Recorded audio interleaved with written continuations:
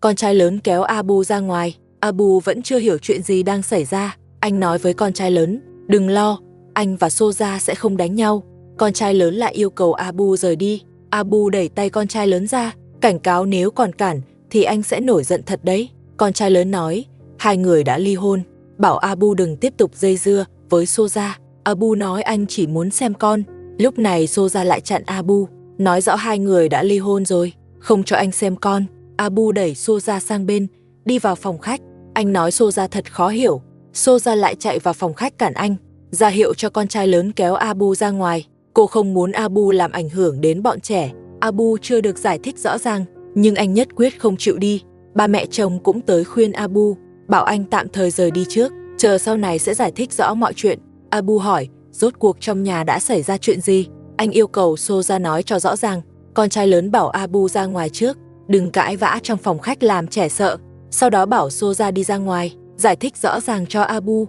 Ba người đứng ở cửa. Abu hỏi rốt cuộc chuyện gì đang xảy ra. Con trai lớn nói, trong thời gian anh vắng mặt, gia đình đã xảy ra rất nhiều chuyện. Soja đã làm thủ tục ly hôn với anh, bảo anh đừng tiếp tục làm loạn, có gì hãy đợi bình tĩnh rồi nói.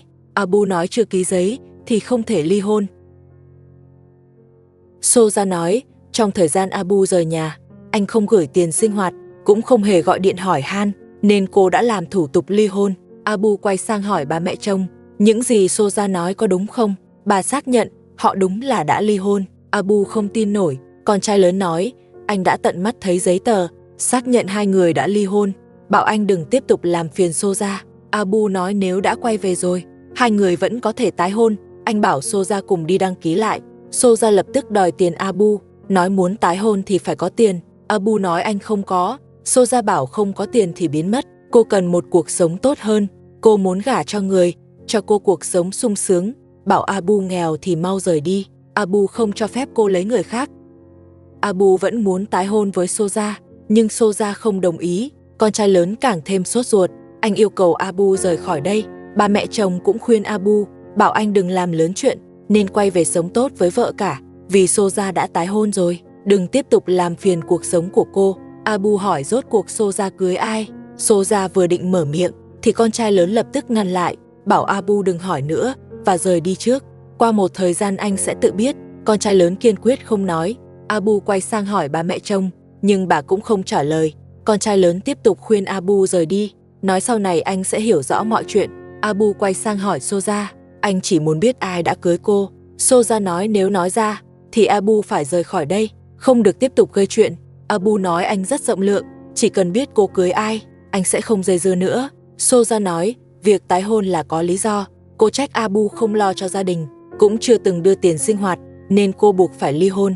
Abu hỏi người đó là ai. Soja nói khi cô khó khăn nhất, Soja nói chính con trai lớn đã giúp cô, nên cô mới quyết định cưới anh. Abu nghe xong thì vô cùng kinh ngạc. Anh là anh trai của tôi, sao lại đối xử như vậy? Con trai lớn nói, trong thời gian Abu rời đi, trong nhà đã xảy ra rất nhiều chuyện.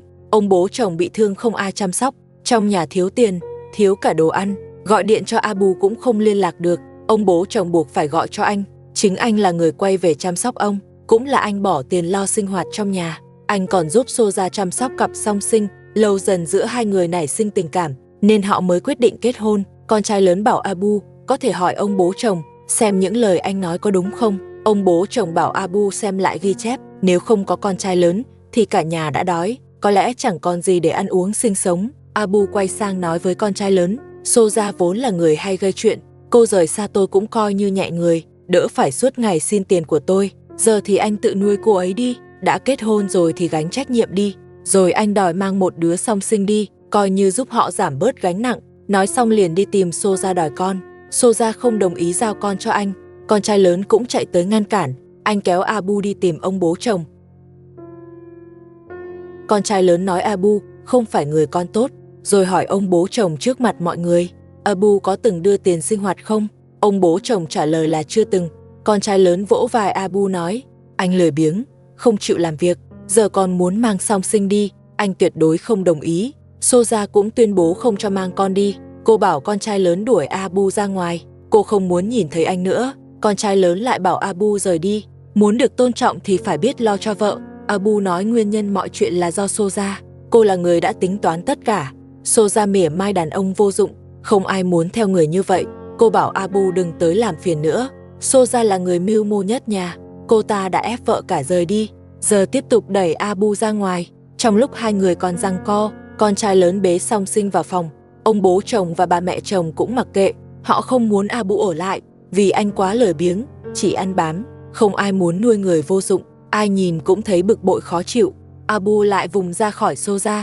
Anh nói Soja cưới ai cũng không liên quan. Anh chỉ muốn nói chuyện với ông bà, nhưng họ không thèm để ý.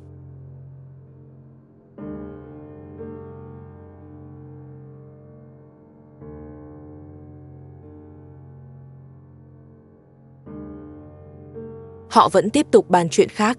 Soja không nhịn được nữa. Cô mắng Abu lười ăn lười làm. Cô không cho phép anh ở lại, bảo anh mau biến khỏi tầm mắt, càng đi xa càng tốt. Abu nói mình không có yêu cầu gì, chỉ quan tâm con có được đối xử tốt không. Soja bảo anh đi ngay. Cô nói con trai lớn thương con hơn anh ở đây chỉ là thừa thãi. Abu rời đi thì nhà sẽ yên ổn hơn. Con trai lớn nói với Soja, cuộc sống hiện tại của cô rất thoải mái. Hôm nay anh sẽ không gây thêm rắc rối. Anh sẽ đưa con gái lớn rời đi trước, ngày mai sẽ tính tiếp. Abu lại quay sang nói với ông bố chồng, cứ để con trai lớn chăm ông đi, xem anh ta hiếu thảo được bao lâu. Nói xong Abu bỏ đi trong tức giận, không ai giữ anh lại. Căn nhà dần trở nên yên ắng, nhưng mâu thuẫn thì vẫn còn đó. Mọi chuyện vẫn chưa thể kết thúc, gia đình này vẫn đầy sóng gió, rắc rối còn chưa dừng lại. Hôm qua Abu tới nhà, gây náo loạn một trận, dù sau đó anh ta đã rời đi. Nhưng trước khi đi, Abu đã buông lời đe dọa, nói rằng hôm nay anh ta sẽ quay lại lần nữa và sẽ giải quyết dứt điểm với con trai lớn.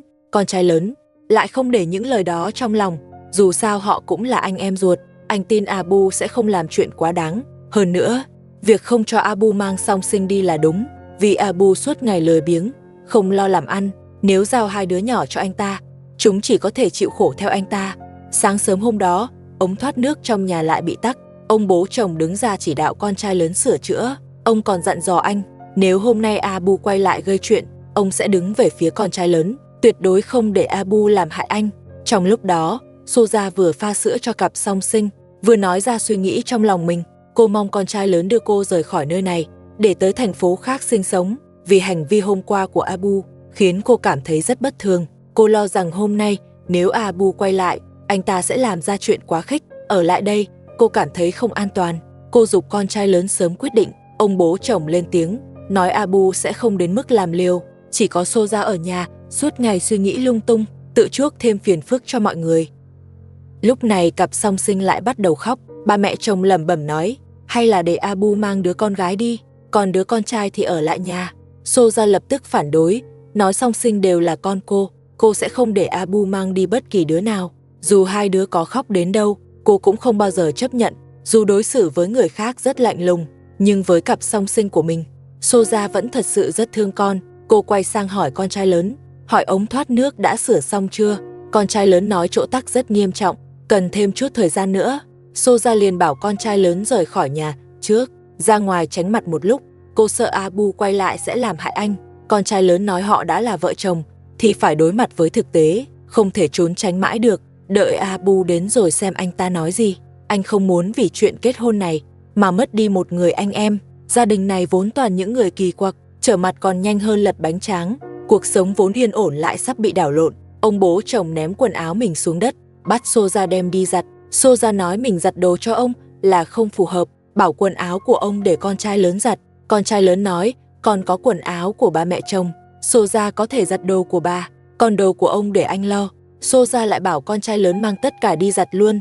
Dù không vui vẻ gì, nhưng con trai lớn vẫn đồng ý. Ông bố chồng đứng cạnh không chịu nổi, nói Soja giờ chẳng chịu làm việc gì, đến cả quần áo trong nhà cũng lười giặt. Nếu còn tiếp tục như vậy thì không cần giữ cô ta lại nữa. Con trai lớn lại tới khuyên Soja, bảo cô cùng anh giặt cho xong, chỉ có vài bộ đồ thôi, làm rất nhanh là xong. Nhưng mặc cho hai người khuyên thế nào, Soja vẫn kiên quyết không làm. Con trai lớn không ép nữa, quay ra ngoài. Ông bố chồng nói hôm nay tạm bỏ qua cho Soja, nếu còn tái phạm thì sẽ không nương tay nữa. Con trai lớn mang quần áo của ông bà ra ngoài giặt vừa than thở, nói việc ngu ngốc nhất đời mình chính là cưới Soja. Anh không ngờ cô ta lại lười đến vậy. Nếu được chọn lại một lần nữa, anh tuyệt đối sẽ không cưới Soja. Khi con trai lớn đang bận rộn giặt quần áo, thì ông bố chồng lại xảy ra tranh cãi với Soja. Ông tức giận đuổi cô từ phòng khách ra ngoài. Hóa ra, ông bắt Soja ra sân dọn dẹp lại. Sân thì không cần dọn, nhưng nhà bếp thì bắt buộc phải dọn. Ông bố chồng lại kéo Soja vào bếp, bắt cô phải dọn bếp cho sạch sẽ. Nếu không dọn sạch thì ông sẽ dạy dỗ cô.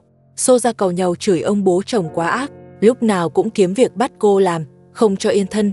Nếu ông không để cô yên, thì cô cũng sẽ không để ông yên. Cô muốn tìm cơ hội dằn mặt ông, để sau này ông không dám gây khó dễ nữa. Soja lúc nào cũng lắm mưu nhiều kế, những ý nghĩ đó người thường khó mà đoán được. Soja cầm đống bát đĩa ra sân, vừa lúc thấy con trai lớn đã giặt xong quần áo, cô liền lớn tiếng bắt anh tiện tay rửa luôn bát đĩa. Con trai lớn nói bát đĩa để Soja tự rửa, vì anh cần nghỉ ngơi một chút. Soja mặc kệ lời anh, cô đặt thẳng bát đĩa xuống đất, rồi quay lưng bỏ đi. Ông nhìn Soja kiểu gì cũng thấy chướng mắt, nói cô đúng là đồ gây họa trong nhà, vừa lười biếng, lại còn ở bẩn. Soja hỏi rốt cuộc mình đã đắc tội ông chỗ nào. Ông nói cô không giặt đồ cho ông, giờ ngay cả bát đĩa trong bếp cũng không chịu rửa. Nếu cứ tiếp tục như vậy thì Soja sẽ thành chủ nhà, còn ông lại biến thành người hầu. Soja bảo ông đừng xen vào chuyện bát đĩa, cô chỉ cần gọi người rửa là xong. Nói rồi gọi con trai lớn tới rửa bát, vì muốn giữ hòa khí trong nhà. Con trai lớn đành đồng ý rửa bát. Ông bố chồng lúc này mới chịu bỏ qua.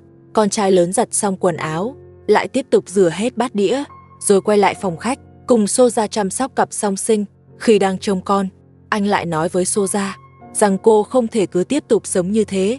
Việc nhà cô cũng phải chia sẻ, không thể mãi dựa dẫm vào anh. Sau khi giải quyết xong chuyện của Abu, anh vẫn phải ra ngoài kiếm tiền. Lúc đó việc nhà và người già sẽ cần Soja đứng ra chăm sóc. Soja nói chỉ cần con trai lớn kiếm tiền mua xe cho cô, thì cô sẽ lo cho ông bố chồng và bà mẹ chồng.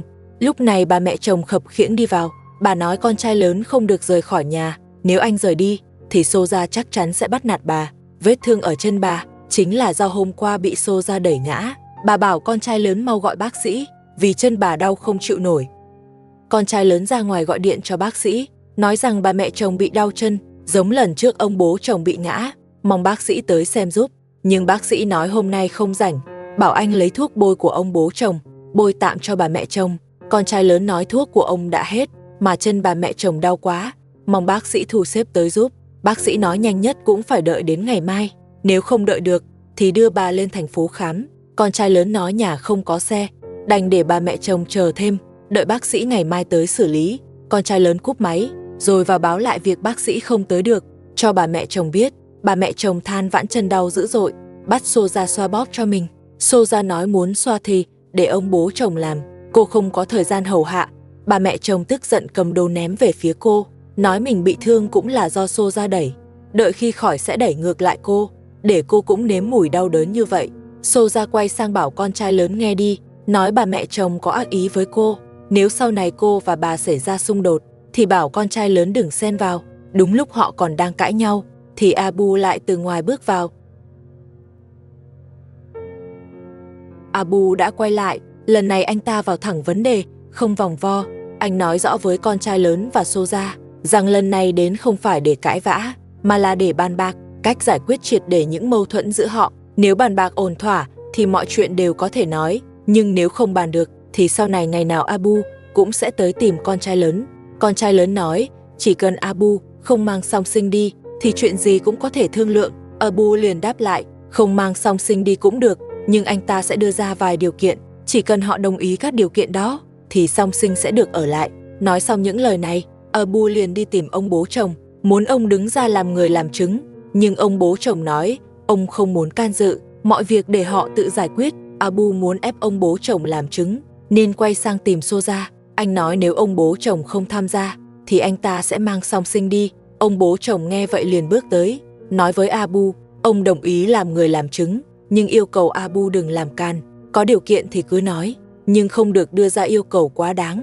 Nếu điều kiện quá vô lý, ông sẽ lập tức đổi ý, không tiếp tục làm người làm chứng, thậm chí còn đuổi Abu ra ngoài. Abu nói mình biết chừng mực, không làm chuyện quá đáng.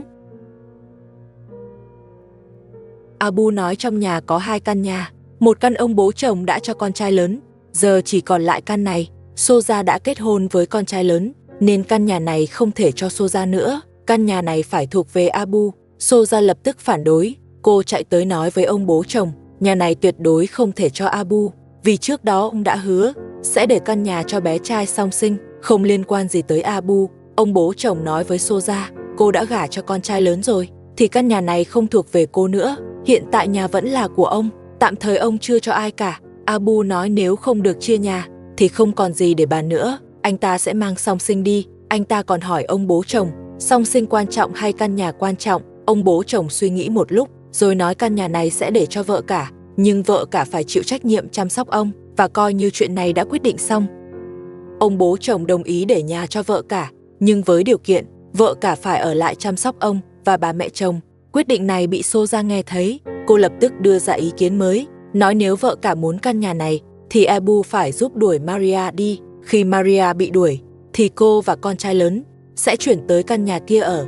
Chỉ như vậy, họ mới đồng ý để căn nhà này cho vợ cả. Ông bố chồng nghe vậy liền phản đối. Ông không muốn Abu đi quấy rầy Maria, nên ông đề nghị căn nhà này vẫn sẽ cho vợ cả, nhưng phải đợi sau 3 năm, khi hợp đồng thuê của Maria hết hạn. Đến lúc đó, con trai lớn và Soja có thể chuyển sang ở, còn căn nhà này sẽ thuộc về vợ cả. Như vậy mọi người đều không còn ý kiến. Abu cũng đồng ý với cách này. Soja lại nói, nên viết tất cả những điều đã bàn thành văn bản, để tránh sau này có người đổi ý. Abu nói điều kiện của mình vẫn chưa nói xong, đợi nói xong rồi viết giấy cũng chưa muộn. Soja liền nói, căn nhà này đã quyết định cho vợ cả, không cho Abu tiếp tục đưa thêm điều kiện. Abu nói chuyện nhà cửa là sau 3 năm, còn hiện tại anh ta chưa nhận được lợi ích gì, nên anh ta không thể chấp nhận dễ dàng. Nếu không cho anh ta đưa ra điều kiện, thì Abu vẫn sẽ mang song sinh đi. Abu nói hiện tại họ có nhà để ở, còn anh ta thì phải ra ngoài thuê nhà, tiền thuê nhà phải do con trai lớn chi trả. Soja lập tức phản đối, tại sao nhà của họ mà lại bắt cô trả tiền thuê? Abu nói với Soja, không trả cũng không được. Con trai lớn bảo Abu đi tìm ông bố chồng phân xử, hỏi xem có nên trả tiền thuê cho anh ta không. Abu nói tìm ai anh ta cũng không sợ, vì anh ta cho rằng mình có lý. Họ liền kéo tới tìm ông bố chồng, ông nói sẽ không đưa ra ý kiến, bảo họ tự giải quyết. Abu hỏi ông bố chồng có phải không quản nữa không, ông nói mình sẽ không trả tiền thuê, còn lại tùy họ muốn làm gì thì làm. Abu nói nếu ông bố chồng không lo thì anh ta sẽ bắt đầu gây chuyện, hiện tại anh ta không có chỗ ở nên sẽ chuyển về đây sống. Ông bố chồng không muốn giải quyết mâu thuẫn giữa Abu và con trai lớn, chỉ muốn cho qua chuyện, nhưng Abu không chịu buông tha, cứ nhìn chằm chằm ép ông phân xử, đòi ông bố chồng đứng ra làm chủ.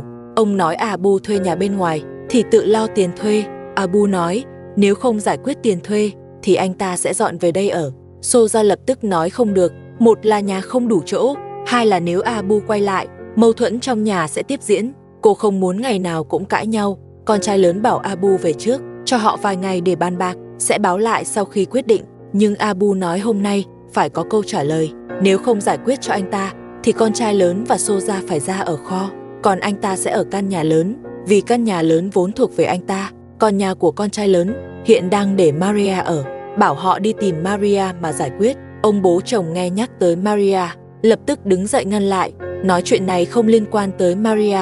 Abu đã là người trưởng thành, thuê nhà bên ngoài thì tự lo, không đủ tiền thì đi tìm việc làm, không ai có nghĩa vụ nuôi anh ta. Maria chính là điểm yếu của ông bố chồng, cứ nhắc tới tên cô ta, ông liền trở nên kích động. Không ai biết Maria có gì đặc biệt mà được ông che chở như vậy, thà để con cái trong nhà, vì nhà cửa mà mâu thuẫn, còn hơn là đuổi Maria đi. Nguyên nhân phía sau, ai cũng có thể đoán ra. Soja không cho Abu bế con, sợ anh ta bế đi mất, cô lại tiếp tục đuổi Abu, nói dù anh ta có gây chuyện thế nào, cũng không được phép ở lại đây. Đợi khi Maria giao nhà, rồi cô và con trai lớn dọn sang ở, khi đó mới trả căn nhà này cho Abu. Ông bố chồng lại đứng dậy, cấm Soja nhắc tới tên Maria. Để bảo vệ Maria, ông yêu cầu Soja đưa tiền thuê cho Abu, nhưng Soja không chịu. Abu liền quay sang đòi con trai lớn. Có sự ủng hộ của ông bố chồng, Abu bắt đầu ép họ trả tiền thuê. Con trai lớn hỏi anh ta muốn bao nhiêu. Abu nói trước kia Soja đã lấy của anh ta 50 triệu để nuôi song sinh, giờ song sinh do con trai lớn nuôi thì anh ta đòi lại cả tiền thuê. Anh ta yêu cầu họ phải trả ít nhất 100 triệu oman, coi như tiền thuê nhà và tiền nuôi con, nếu không sẽ không chịu buông tha. Mâu thuẫn trong nhà ngày càng căng thẳng, mọi chuyện bắt đầu vượt ngoài kiểm soát. Abu mở miệng là đòi Soja 100 triệu. Anh ta nói không chỉ đòi lại tiền thuê nhà 3 năm, mà còn đòi luôn 50 triệu, đã đưa Soja trước đó. Giờ hai người đã ly hôn, tiền anh ta từng đưa cho Soja đều phải trả lại. Ông bố chồng nghe xong thì sững sờ, nói Abu chắc là phát điên vì tiền rồi. Con trai lớn cũng cho rằng Abu quá đáng, làm vậy chẳng khác nào ép người khác. Abu nói anh ta đâu có đòi họ, anh ta chỉ đòi Soja mà thôi. Ông bố chồng và con trai lớn tức giận đuổi Abu đi. Abu nói không đưa tiền thì anh ta không đi, anh ta sẽ ở lì lại đây. Con trai lớn bất lực, mềm mỏng cũng không xong, đành phải động tay đuổi Abu. Nhưng Abu hoàn toàn không chịu. Hai người bắt đầu cãi vã gay gắt, không ai chịu nhường ai. Ông bố chồng yêu cầu cả hai dừng tay, có chuyện gì thì nói chuyện đàng hoàng. Con trai lớn nói thẳng, chỉ cần đưa tiền thì Abu sẽ lập tức rời đi. Soja cầm giày tiến lại gần Abu, cô định nhân cơ hội đánh lén anh ta, nhưng lại bị Abu đẩy ngã. Abu không giỏi kiếm việc, nhưng gây chuyện trong nhà thì đúng là trùm. Ngay cả con trai lớn và Soja liên thủ cũng không thể đuổi Abu đi. Ông bố chồng cũng định ra tay, nhưng thử một chút rồi lại thôi, có lẽ sợ mình bị thương. Cuối cùng người chịu thiệt vẫn là ông. Cãi vã một hồi lâu mới chịu dừng lại, nhưng Abu vẫn tiếp tục đòi tiền. Rõ ràng không đưa tiền thì không thể yên chuyện. Ông bố chồng ra tối hậu thư với Abu, nếu không đi ngay, ông sẽ gọi người tới xử lý. Nhưng Abu chẳng hề để tâm, anh ta vẫn chỉ nói một câu, đưa tiền là anh ta đi. Trong mắt Abu, không có gì quan trọng hơn tiền. Con trai lớn đành cố gắng giảng đạo lý. Anh nói, dù Abu và Soja đã ly hôn, nhưng song sinh vẫn là con của anh ta có trách nhiệm chăm sóc chúng.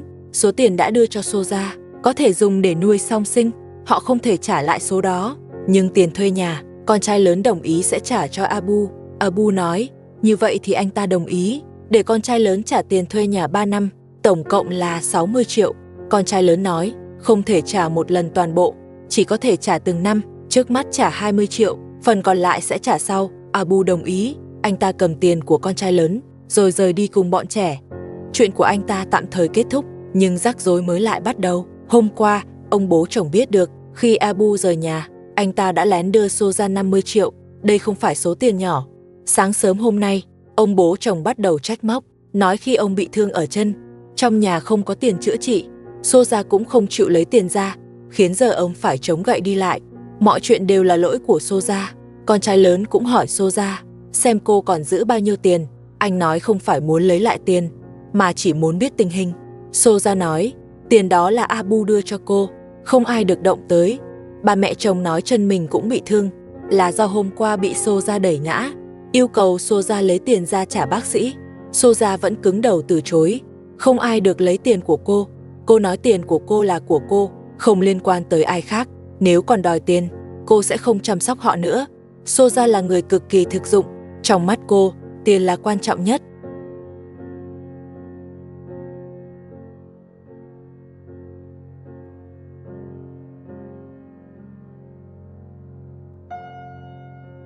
Bà mẹ chồng vì muốn chữa chân, lại thúc con trai lớn gọi bác sĩ, hỏi khi nào bác sĩ mới tới. Con trai lớn nói, hôm qua đã gọi rồi, bác sĩ nói phải tới chiều mới đến.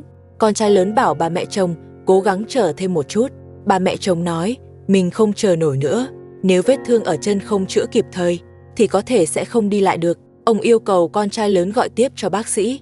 Con trai lớn không còn cách nào khác, đành phải lấy điện thoại gọi lại cho bác sĩ. Anh nói tình trạng chân của bà mẹ chồng rất nghiêm trọng, vị bác sĩ cũng là người có tâm, nói sẽ lập tức bắt xe tới đây, khoảng nửa tiếng nữa sẽ đến. Cúp máy xong, bà mẹ chồng liền bảo Soja chuẩn bị sẵn tiền, đợi bác sĩ khám xong, rồi thanh toán tiền thuốc men. Soja nói, trả tiền chữa chân cho bà mẹ chồng thì được, nhưng cô ngày nào cũng dọn dẹp nấu nướng, đến cả tay cũng bị mệt đến đau nhức, đợi bác sĩ tới, cũng phải khám cho cô, tiền khám để bà mẹ chồng trả. Cô còn nói, mình không thể làm việc nhà không công, yêu cầu ông bố chồng và bà mẹ chồng trả lương mỗi ngày. Soja lại đưa ra thêm yêu cầu vô lý. Cô nói với con trai lớn, từ bây giờ trở đi, chỉ cần cô chăm sóc ông bố chồng và bà mẹ chồng, thì con trai lớn phải trả tiền công. Con trai lớn nói, chăm sóc người già là nghĩa vụ, anh tuyệt đối không trả tiền. Soja thấy Lee Min-ho đội mũ, liền bước tới giật xuống, nói chiếc mũ đó là của song sinh, không cho Lee Min-ho đội. Con trai lớn tới nói lý với cô, nói Lee Min-ho chỉ đội chơi một chút, sao lại so đo với cả một đứa trẻ. Soja nói, nếu Lee Min-ho muốn đội mũ, thì con trai lớn phải trả tiền, không trả thì không được đội. Lúc này trong đầu Soja chỉ toàn tiền. Con trai lớn tức giận tát cô một cái. Soja lúc đó mới chịu trả mũ, con trai lớn đội mũ lại cho Lê Min Ho. Soja vừa chửi bới vừa đi ra sân. Một lúc sau cổng ngoài liên tục phát ra tiếng động, nghe như có người đang gõ cửa. Có lẽ bác sĩ đã tới. Con trai lớn đặt song sinh xuống, rồi đi ra sân đón người. Anh thấy Soja trốn sau cánh cửa. Cô không những không mở cửa, mà còn lẩm bẩm nói bác sĩ đi nhầm nhà, bảo bác sĩ mau rời đi. Mọi lời đó đều bị con trai lớn nghe thấy. Anh tức đến phát điên, liền kéo Soja ra. Soja bị đánh, nhưng vẫn không cho bác sĩ vào. Lý do Soja không cho vào rất đơn giản. Nếu bác sĩ chữa khỏi chân cho bà mẹ chồng chắc chắn sẽ bắt cô trả tiền thuốc. Nếu cô không trả, bà mẹ chồng sẽ lấy cớ gây chuyện với cô. Con trai lớn bảo Soja tránh ra, nói sau khi chữa chân xong, anh sẽ tự trả tiền thuốc cho bà mẹ chồng, không bắt Soja bỏ tiền. Soja nghe vậy mới chịu mở cửa. Ai ngờ chuyện chưa dừng lại. Khi bác sĩ vừa bước vào sân, Soja đã cầm chậu đánh lén. May mà con trai lớn kịp thời ngăn lại. Bác sĩ hoảng sợ giật mình. Ông hỏi con trai lớn chuyện gì đang xảy ra. Con trai lớn nói Soja có vấn đề thần kinh, chỉ là hôm nay quên uống thuốc. Soja nghe nói mình có vấn đề tâm thần, lại quay sang gây chuyện với con trai lớn. Lần này con trai lớn không nhịn nữa, anh thẳng tay dạy dỗ Soja, rồi bảo bác sĩ vào phòng khách chữa trị vết thương ở chân cho bà mẹ chồng. Soja vẫn không phục, đứng ngoài sân chửi bới om sòm. Cô nói mình hoàn toàn bình thường, không hề có vấn đề gì. Người có vấn đề chính là ông bố chồng và cả bà mẹ chồng nữa. Cô cho rằng tất cả lỗi đều do họ.